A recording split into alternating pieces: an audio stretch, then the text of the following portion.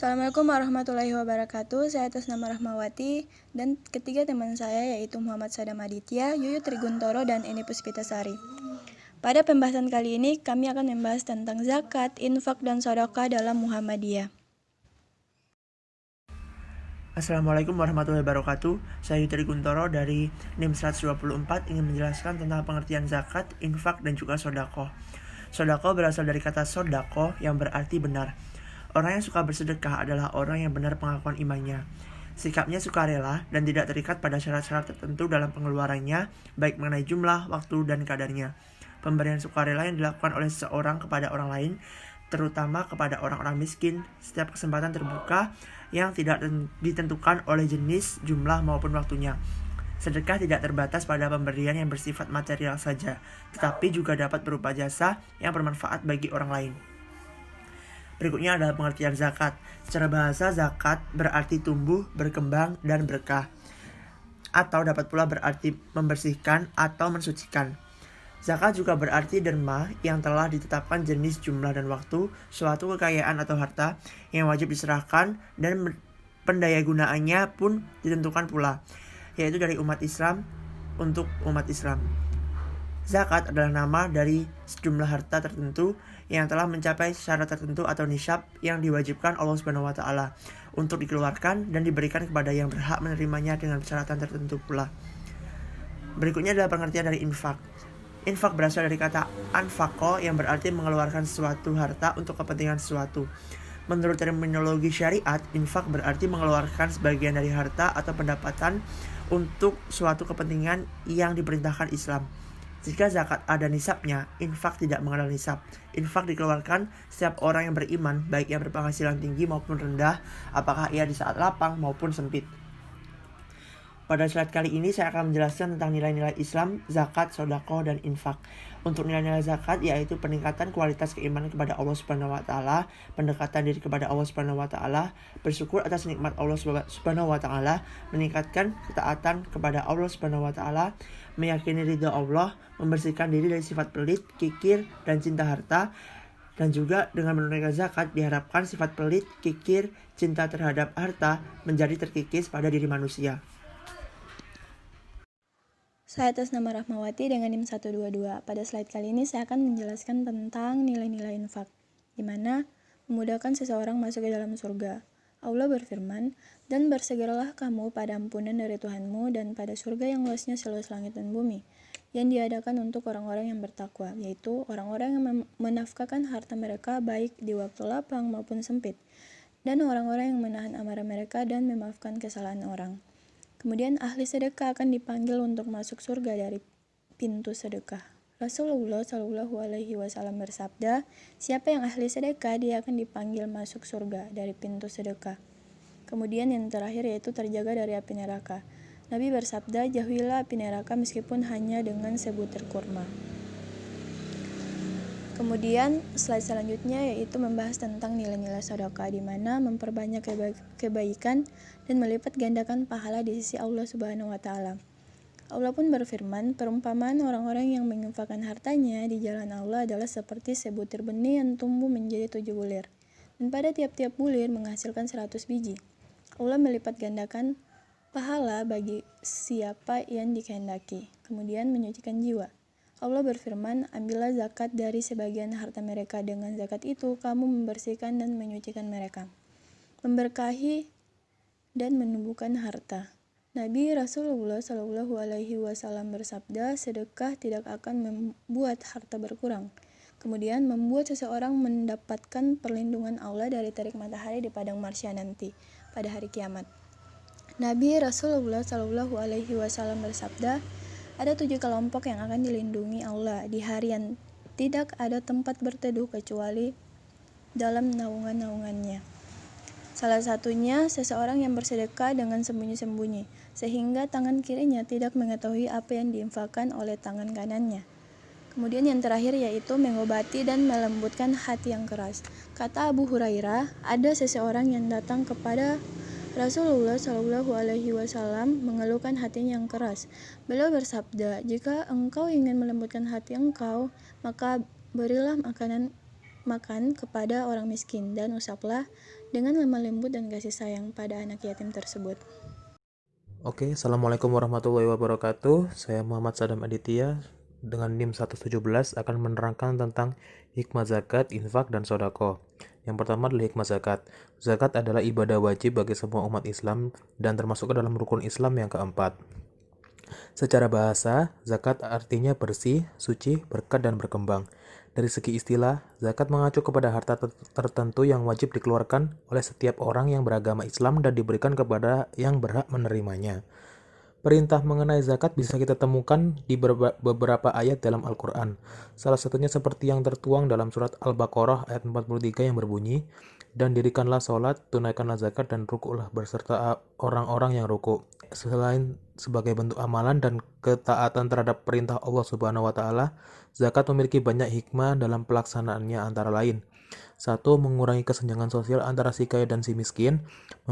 Yang kedua adalah membersihkan harta dari bagian yang bukan hak kita. 3. Mengikis akhlak yang buruk. 4. Zakat adalah ungkapan rasa syukur atas nikmat yang diberikan oleh Allah Subhanahu wa Ta'ala. 5. Zakat yang dikumpulkan bisa dijadikan dana pengembangan potensi umat.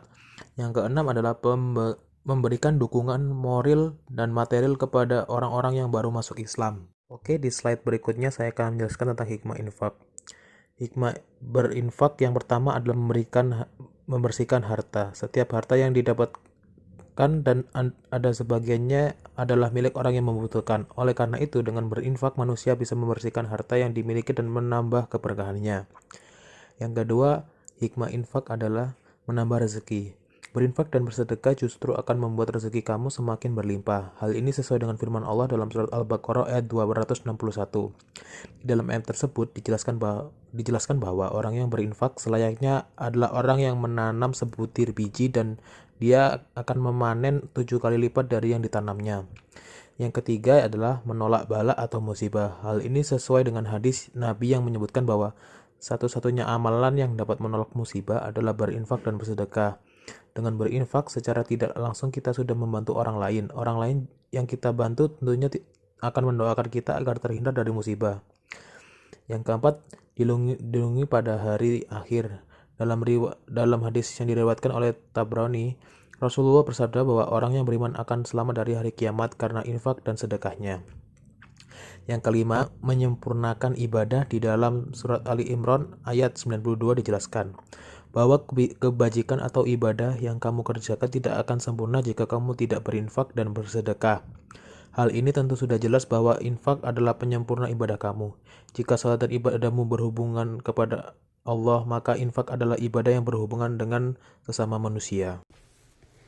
Yang terakhir adalah hikmah sedekah. Jadi hikmah sedekah itu ada 4. Yang pertama itu memperkuatkan iman. Ibadah menjadi sarana pengabdian hamba terhadap Allah, dan sedekah dalam Islam menjadi salah satu perintah untuk semua umat Islam. Bersedekah yang dilakukan dengan niat ibadah pada Allah akan semakin menguatkan iman pada Allah. Yang kedua yaitu meningkatkan empati sosial. Sedekah merupakan proses memberikan apa yang kita miliki, baik dari material ataupun non-material, pada orang yang membutuhkan. Bersedekah tersebut tidak hanya dilakukan untuk membantu orang lain yang sedang kesusahan, namun juga melatih rasa empati kita kepada orang lain, khususnya pada penerima zakat atau sedekah tersebut. Yang ketiga yaitu menghindari sikap kikir. Salah satu sifat buruk yakni kikir harus sangat dihindari, sebab sebagai makhluk sosial sudah tidak seharusnya kita memiliki sifat sombong dan beranggapan jika yang kita miliki adalah karena hasil usaha kita saja tanpa menyadari campur tangan Allah dalam hal tersebut. Hal buruk ataupun baik yang terjadi pada diri kita harus disadari jika terdapat campur tangan dari Allah dan juga campur tangan dari orang lain, sehingga keutamaan bersedekah yang kita lakukan akan menjauhkan kita dari sikap yang kikir. Yang terakhir adalah menyembuhkan penyakit. Rasulullah bersabda, "Bentengilah hartamu dengan zakat dalam Islam. Obati orang-orang yang sakit dari kalanganmu dengan bersedekah, dan persiapkan doa untuk menghadapi datangnya bencana." Menurut Haji Tabrani, obatilah orang yang sakit di antara kalian dengan sedekah. Menurut Haji Abu Dawud, dihasankan oleh Al-Albani dalam Sahihul Jami. Rasulullah bersabda, jika kita sebagai manusia harus membentengi harta dengan cara berzakat atau bersedekah, sebab dengan cara ini maka penyakit kita bisa disembuhkan. Jadi Lajismu atau Lembaga Zakat, Infak, dan Sedekah Muhammadiyah adalah membuat zakat tingkat nasional dan berkhidmat dalam pemberdayaan masyarakat melalui pendayagunaan secara produktif dana zakat, infak, sedekah, wakaf, dana dan dana kedermawanan lain baik dari perseorangan, lembaga, perusahaan, dan instansi lainnya. Didirikannya oleh Muhammadiyah tahun 2002, ditandatangani dengan penandatangan deklarasi oleh Prof. Dr. Haji Syafi'i Ma'arif MA Buya Syafi' dan dilakukan oleh Menteri Agama Islam Indonesia sebagai lembaga amil zakat nasional. Jadi latar belakang berdirinya Lajismu itu ada dua. Jadi yang pertama adalah fakta Indonesia yang berselimut dengan kemiskinan yang masih meluas, kebodohan, dan indeks pembangunan manusia yang sangat rendah. Semuanya berakibat dalam sekaligus disebabkan tatanan keadilan sosial yang lemah. Zakat diyakini mampu bersumbangsi dalam mendorong keadilan sosial, pembangunan manusia yang mampu mengatasi kemiskinan. Dan yang kedua, sebagai negara berpenduduk muslim terbesar di dunia, Indonesia memiliki potensi zakat, infak, dan wakaf yang terbilang cukup tinggi. Namun potensi yang ada belum dapat dikelola dan didayagunakan secara maksimal sehingga tidak memberi dampak yang signifikan bagi penyelesaian persoalan yang ada.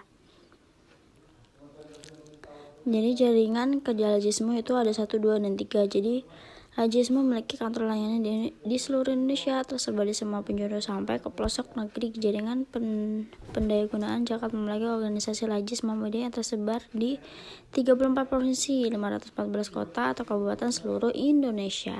Terima kasih.